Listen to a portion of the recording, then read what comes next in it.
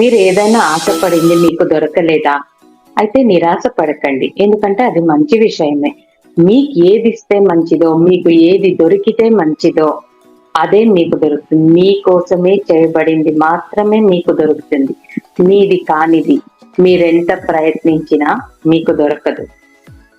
Example ఉదాహరణకి ఒక అబ్బాయి, ఒక అమ్మాయి ప్రేమించుకున్నారనుకుందాం. కానీ యూనివర్స్ కి తెలిసుంటుంది వీళ్ళిద్దరూ పెళ్లి చేసుకుంటే కలిసి ఉంటే చాన్నాళ్ళు కలిసి ఉండరు, ఇద్దరికి అపార్థాలు వస్తాయి, వాళ్ళ లైఫ్ పాడైపోతుంది అని అనిపించినప్పుడు వీళ్ళిద్దరు ప్రేమించుకునేటప్పుడే ఇద్దరి మధ్య అపార్థాలు వచ్చి అప్పుడే విడిపోయేలా చేస్తుంది. అంటే దాని అర్థం ఇంకా ముందు వీళ్ళ కోసమే ఒక స్పెషల్ వ్యక్తిని పెట్టారు. ఇప్పుడు వీళ్ళు ఎవరిని సెలెక్ట్ చేసుకున్నారో ఆ వ్యక్తి వీళ్ళ కోసం చేయబడిన వాళ్ళు కాదు అని అర్థం. కాబట్టి ఇది మనుషులు మాత్రమే కాదు. ఒక కార్ అనుకుందాం.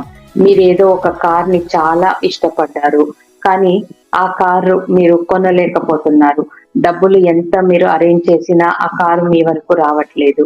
డబ్బులు అరేంజ్ చేస్తారు, వేరే ఏదో నెసెసిటీ వచ్చేస్తుంది, దానికి స్పెండ్ చేసేస్తున్నారు. అంటే ఏంటి అర్థం? ఈ కారు మీరు కొనకూడదు. ఈ కారు కనుక మీరు కొన్నట్లయితే ఏదో ఒక అపాయం ఉంటుంది, లేదంటే దానివల్ల ఏదో నష్టపోతారు, ఇలా ఏదో ఉంటుంది. కాబట్టి ఆ కారు కొనకూడదని ఇలా సిగ్నల్స్ ఇస్తూ ఉంటుంది.